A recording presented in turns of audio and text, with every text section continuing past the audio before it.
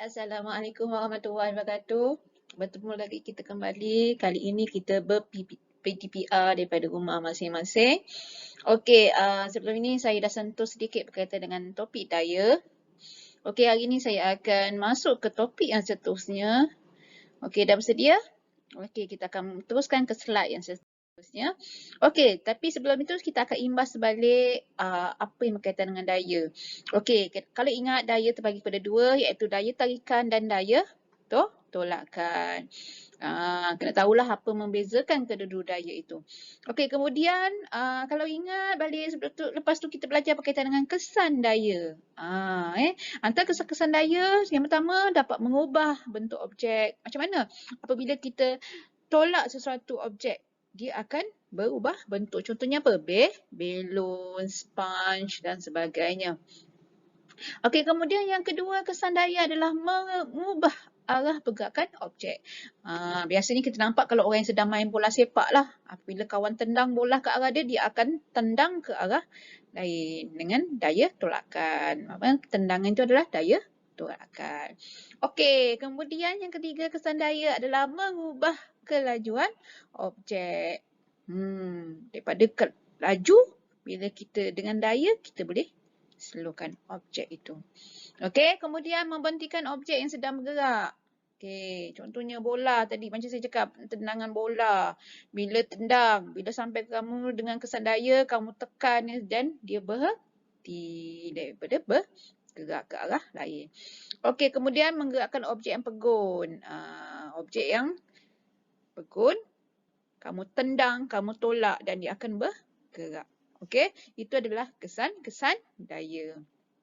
Okey, hari ini saya akan masuk topik seterusnya iaitu daya geseran. Apa itu daya geseran? Okey. Daya geseran ialah daya yang terhasil apabila dua permukaan, baca betul-betul, dua permukaan bersentuhan antara satu sama lain. Contohnya tangan. Tangan kamu bersentuh. Berlakulah kesan geseran di situ. Tetapi ada tambahan. Geseran akan berlaku apabila pergerakan objek bertentangan. Contoh, kalau kita rasa sejuk, apa kita buat? Kita buat gini, betul? Betul tak? Di sini berlakunya geseran. Ni nampak? Daya geseran sentiasa bertentangan dengan arah pergerakan objek. Okey, kemudian yang ketiga berkaitan dengan geseran ni adalah juga akan menyebabkan pergerakan sesuatu objek menjadi perlahan dan akhirnya berhenti. Yang ini kita akan bincang tentang ini di faktor-faktor yang mempengaruhi geseran. Okey? Okey, seterusnya seperti saya cakap tadi, faktor-faktor yang mempengaruhi geseran boleh menentukan pergerakan objek itu daripada laju terus perlahan dan berhenti. Contoh faktor yang pertama, jisim objek. Kenapa jisim objek? Cuba bayangkan, semakin berat satu objek tu, semakin sukar betul kita nak tolak. Dekat situlah berlakunya geseran yang sangat kuat. Betul tak? Okey, sebab tu dia ada dua kesimpulan untuk faktor yang pertama iaitu jisim objek. Yang pertama, semakin bertambah jisim satu objek, semakin bertambah daya geseran yang terhasil. Betul tak? Betul tak? Bila semakin berat, contohnya kamu ambil barang, semakin berat, kamu nak tolak, semakin sukar. Jadi geseran akan berlaku banyak di bahagian permukaan itu. Okey? Okey, kemudian kesimpulan untuk yang faktor yang pertama ini, semakin berkurang jisim sesuatu objek, semakin berkuranglah daya geseran yang terhasil. Maksudnya semakin ringanlah, semakin ringan, jadi mudahlah kamu nak tolak, betul? Betul tak? Okey. Seterusnya, faktor yang seterusnya adalah jenis permukaan. Okey, tahu kan? Permukaan dia ada dua keadaan, licin atau kasar. Okey. Bila licin, kamu tolak something, bila licin, tak? Tak senang. Tapi bila kasar, kamu tolak sesuatu, dia akan jadi suka. Betul? Jadi bila dia suka, jadi geseran pada permukaan itu semakin banyak. Okey, semakin bertambah. Sebab tu kesimpulan untuk faktor yang kedua, jenis permukaan ialah yang pertama, semakin kasar sesuatu permukaan, semakin bertambah daya geseran yang terhasil. Okey, kemudian yang kedua pula, semakin licin sesuatu permukaan, semakin berkuranglah daya geseran yang terhasil. Kasar bertambah, licin berkurang, berat bertambah,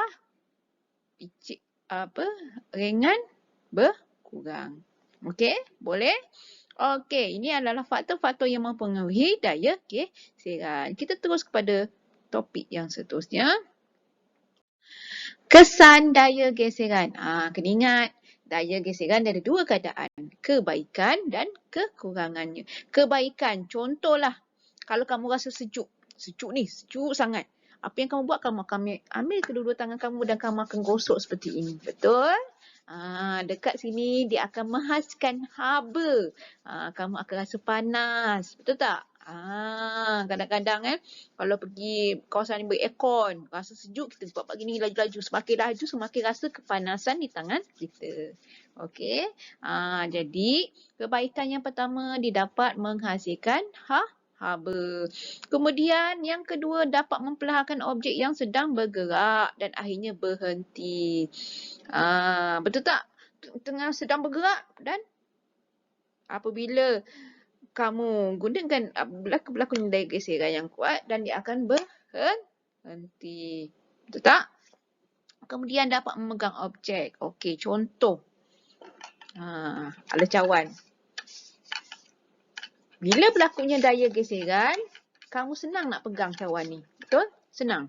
Tetapi jika tidak ada daya geseran di sini, pegang tak, jatuh. Okey? Sebab itu geseran ni memberi kebaikan apabila kita nak memegang sesuatu. Cuba bayangkan kita nak minum ni. Tapi nak pegang tak lepas. Jadi sebab itulah geseran ni penting. Okey, kemudian dapat membolehkan objek kekal pegun. Okey. Dan dapat menajamkan peralatan. Contohnya apa? Orang asal pisau. So, ayah nak potong daging ni. Alamak, nak raya kan. Nak potong daging, tumpuklah pisau. Jadi dia akan asal. Sehinggalah pisau itu tajam. Dekat situlah berlakunya geseran. Dia dapat menajamkan peralatan. Itu kebaikan geseran. Kita pergi pada kekurangan geseran. Okey, kekurangan yang pertama menghasilkan bunyi yang tidak diingini. Okey, kamu main-main basikal. Sekali datang kawan kamu dekat krek basikal dia. Kenapa? Berlakunya geseran pada tayar basikal itu. Jadi dia menghasilkan bunyi yang tak seronok didengar. Betul tak? Kemudian menyukarkan pergerakan. Betul? Kalau kurang geseran, contohnya jalan-jalan simple licin, tak ada geseran, zap jatuh kan. Bayangkan kalau kat bilik air kan, kalau kat bilik air lepas mandi tu sabun banyak dekat permukaan lantai tu kan. Jadi apabila kita tak berparut dengan betul-betul, tidak berlakunya daya geseran yang kuat, maka kita akan tergelincir dan jatuh. Inilah dia. Kemudian mengakibatkan permukaan kasut dan tayar kenderaan menjadi haus. Yang ni. Kenapa? Okey, kalau kamu perasan setiap kali guna, dia makin lama makin haus sebab daya geseran semakin banyak. Permukaan kasut yang berbunga tu adalah untuk apa? Untuk mengelakkan supaya kita jatuh. Jadi semakin lama berlaku banyak geseran, semakin hauslah permukaan kasut tersebut. Begitu juga dengan tayar kenderaan. Bayangkan kalau tayar kereta tidak berbunga, apa yang akan berlaku? Kereta tu tak akan berhenti. Terus kan, nak berhenti, brake pun susah. Sebab itulah di tayar kereta terdapatnya bunga-bunga tayar. Untuk apa? Inilah tadi. Supaya membolehkan objek yang bergerak berhenti. Okey? Boleh? Ini adalah kebaikan dan kekurangan daya geseran. Inilah kesan dia lah. Okey, kita ke slide seterusnya. Okey, dia ada dua. Kita nak tambah daya geseran dan kita nak kurangkan geseran. Okey, ini adalah antara yang kita boleh guna untuk menambah daya geseran. Yang pertama, kita guna pelapik anti gelincir. Ni biasa kat bilik air lah kan. Kalau tak ada ni, kalau sabun, macam saya cerita tadi, kalau sabun, licin, kedepak, jatuh. Kemudian tapak kasut, bercorak. Ni apa yang tadi saya cakap, berbunga. Supaya apa? Supaya kita jalan dengan keadaan yang selesa, yang santai. Tidak, kalau licin tapak kasut itu, kita akan takut-takut nak menapak di kawasan itu, di lantai itu. Betul tak? Okey, ni pelapik ni sama saja konsep dia supaya mudah untuk menggunakan tertikus ini. Ini biasalah kalau kadang orang memandu bawa motor besar kan, mereka suka pakai ni sebab apa? Supaya dapat menambahkan daya geseran. Ini. Biasanya orang angkat berat ni untuk memegang besi ni kan, mereka menggunakan kapur magnesium karbonat supaya kesat pada bahagian pemegang itu. Jika tidak, jika licin di situ, dengan mudah besi itu akan terjatuh dan akan menghempak ni. So, sangat bahaya. Sebab tu mereka menggunakan kapur yang berwarna putih yang biasa disediakan di sebelah tempat pentas angkat berat itu. Kalau kamu perasan lah. Okey, ini adalah cara-cara nak menambah daya geseran. Seterusnya adalah cara-cara, ini adalah cara-cara untuk mengurangkan daya geseran. Mengurangkan maksudnya apa? Kuranglah, mudahkan pergerakan untuk nak laju-laju. Contoh ni macam menggunakan penggolek dan roda. Untuk apa? Untuk mengurangkan daya, untuk memudahkan pergerakan. Skateboard ni kan. Jadi orang skateboard suka main. Bila tu saya memang tak kerti main. Jadi siapa yang pandai dia akan tahulah bagaimana kalau kesat tak seronok untuk main. Sebab tu roda tu untuk skateboard ni penting. Okey, kemudian ni biasa ni memudahkan. Kadang-kadang kalau perasan ada part-part tertentu yang dah hampir macam buka pintu apa-apa saja macam nak berkarat tu, kita akan menggunakan lilin, minyak gelincir, grease untuk melancarkan buka katuk sesuatu ni. Okey, laci ke, almari ke dan sebagainya.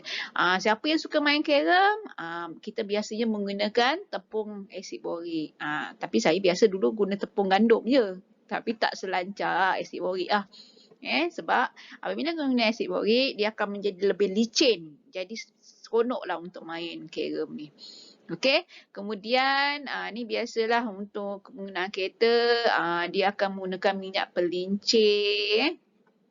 Menggunakan daya geseran. Biasanya dia penting untuk bahagian enjin. Tadi dah tahu tentang menambah daya geseran, yang ini mengurangkan daya geseran. Okey. Okey. Itu saja untuk hari ini, PDPR kita hari ini. Kita akan sambung pada minggu hadapan dengan topik yang baru. Kita jumpa lagi pada PDPR yang seterusnya. Itu saja daripada saya. Terima kasih. Assalamualaikum. Bye.